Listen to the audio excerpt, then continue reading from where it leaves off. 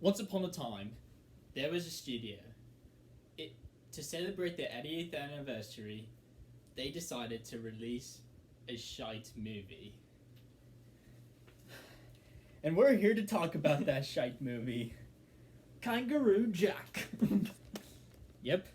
This award-winning movie. This award. For Film Advisory Board Inc. A company? Award of Excellence. Award of Excellence. You know, I really want to see if this film won or was nominated for Razzies. I really want to know. Yeah. Okay. Still got to cover. So, I brought Thade over. We had Nilla wafers. And then we just decided to just pop in some fire. What we weren't expecting was for Kangaroo Jack to be just so... Yeah, all over the place. It's a complete tonal mess of a motion picture. It's probably the most jarring thing to watch, ever. Yeah. It makes no sense. It's trying to be a kids movie. It's trying to be a mob movie. It's trying to be a funny kangaroo movie. I don't even... Kangaroo. Just like how Dennis Hopper said, monkey. Yeah. But in order to understand why this is a tonal mess, we're going to need to put on our learning... all right, kids, we're going to have to put on our learning caps. Let's put on our learning caps. Okay. So Kangaroo Jack did not actually start out as Kangaroo Jack. What? But there's a kangaroo on front. Well, you're wrong, so shut up, okay? Kangaroo Jack started out as a mature adult mobster comedy called Down and Under, which was shot in Australia in 2001. And Jerry Bruckheimer, the producer of this, who also produced the Top Gun films Armageddon and Jack Sparrow, which came out the same year as Kangaroo Jack. So yeah, eat shit, Jack Sparrow. You got nothing on Jerry Bruckheimer's masterpiece, Kangaroo Jack. Okay, anyways, so he attended one of the test screenings, and it was just awful. No one liked it. There was no redeeming outside of one scene that involved this talking kangaroo. So he went to Warner Brothers for $10 million to do some additional photography with a CG kangaroo and got just enough footage to make a trailer, which advertised that this film would be about a talking kangaroo when it's not. Yeah. It is not that. It is not a film about... It is about... Kind of like finding a kangaroo with a hoodie and sunglasses. Wait, I think I found him. Give me the money. Nice. Yeah, but the actual talking kangaroo appears for 2 scenes. And the ending is just a collage. It's a random collage. It's the kangaroo just doing random stuff. It's the most pointless collage ending you could ever ask for. Yeah, it's literally random. It literally says, hey, this movie's called Kangaroo Jack. I need to be in this movie at some point. Yeah. Do you want to know what movie did a better, blooper or collage-esque ending? Toy Story 2. Yeah. Toy Story 2 did this a billion times better than Kangaroo Jack. Yeah. But this was the most, stereotypical, mob boss... type movie. I don't even know. It had all of the stereotypical stuff you could find in an early 2000s film, I think. Yeah. It was just so random. The only thing that you can actually say is it did actually come kind of full circle at the end, miraculously. Yeah. I don't even know. It was just, yeah. The casting was interesting.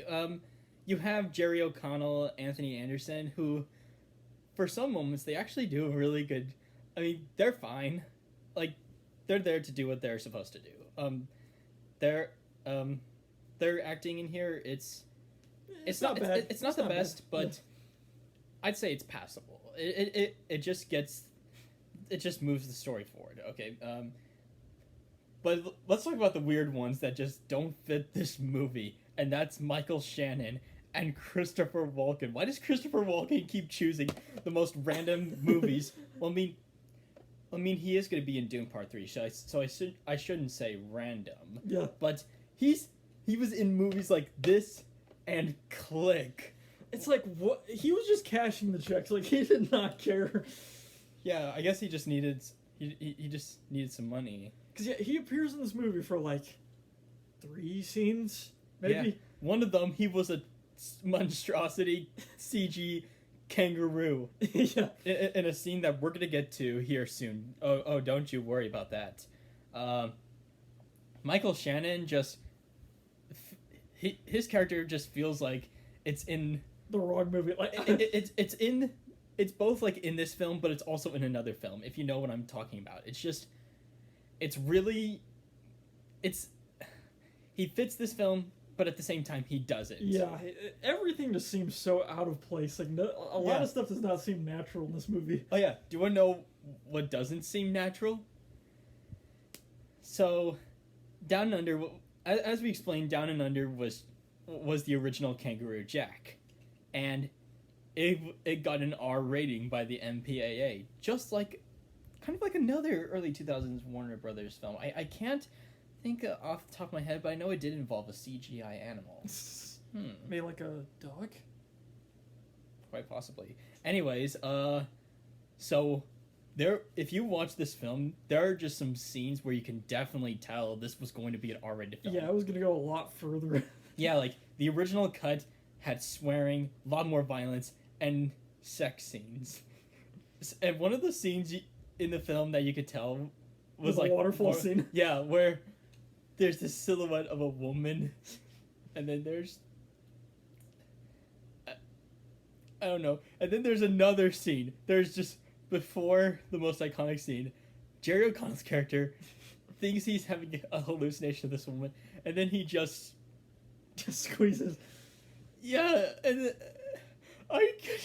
that was like so cursed. That was the hardest we've ever laughed at a film that we've seen. Probably more than like Mario or the stupid Morbius movie. But then right there, though, it transitioned into cinema. It was what we were all waiting for. All right, let's talk about that scene.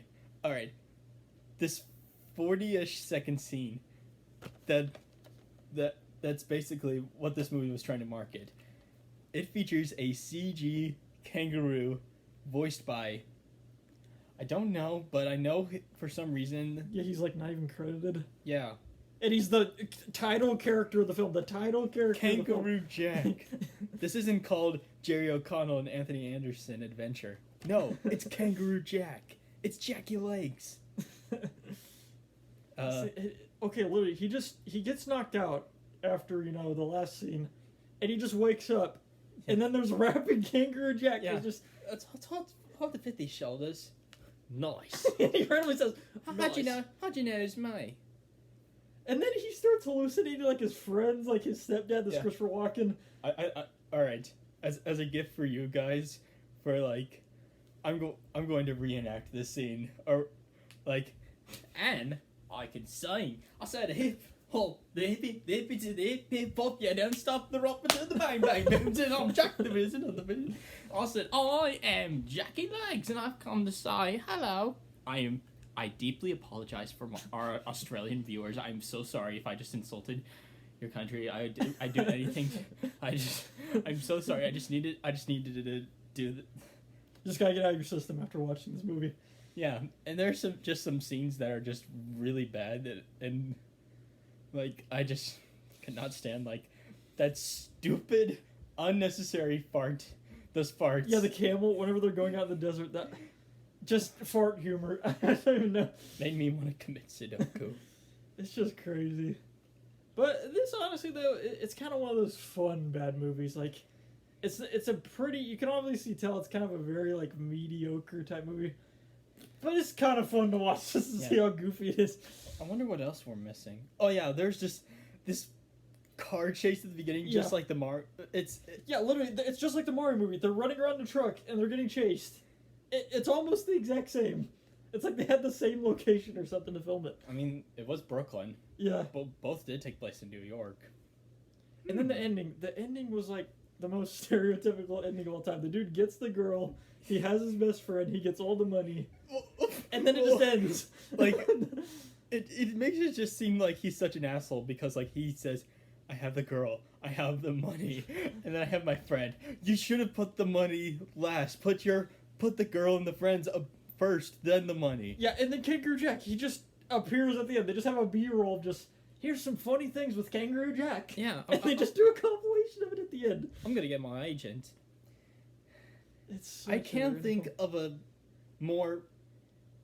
just random, like... a random way to celebrate a company's 80th anniversary. 80th anniversary, and this is what they choose. Yeah, but, like, at least this isn't the worst thing Warner Brothers has done. Trust me, they've done some bad things. Like, there's this one film recently, I'm not going to give any names, but I'm sure you've heard of it. I'm sure you've heard of it. It involves, like, a certain actor.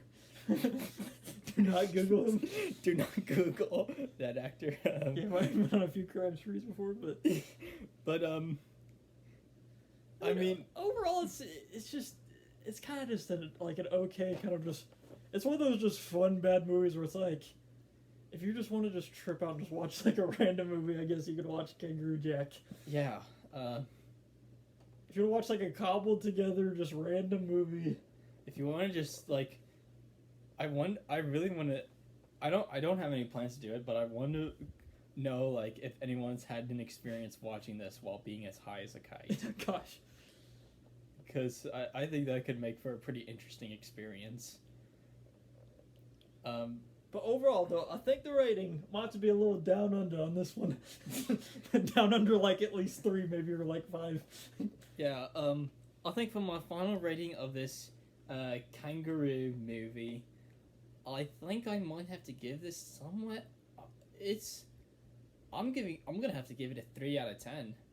Yeah, it's not good, but it's at least fun to watch. It's kind of fun to make fun of a little bit if you like watching movies like that. So, yeah, I kind of give it the same rating. Oh, Just why though? Why did they make this? Like, imagine having to actually pay money and watch this in the theater. Or like just what we could have been had we got the film as Down and Under. Yeah, it might have actually been a little more interesting. Yeah, but I mean, We'll never know, I guess. I mean, would you want to pay money to see a film that was considered to be even worse than the final product? Okay, maybe not. Yeah. Yeah. BRB. I'm gonna go watch Norm of the North. Oh yes. No. Just kidding. I think if I'm gonna have to watch Norm of the North, I'm gonna have to save it for something. I'm not gonna watch that alone. When I'm watching Norm of the North, you're joining me. Yes. I'm not doing this experience alone. You can't get normed by yourself. Shut the fuck up. Oh. Okay, I think that's it for Kangaroo Jack. If there's anything we've left out, we're just gonna put in the description. Let us know in the comments. I'm tired. This movie. I don't. It's a lot. It messes with your brain. It rots it. Alright, but I think that's it for the review. Good night, everybody. See you guys later. Oh wait.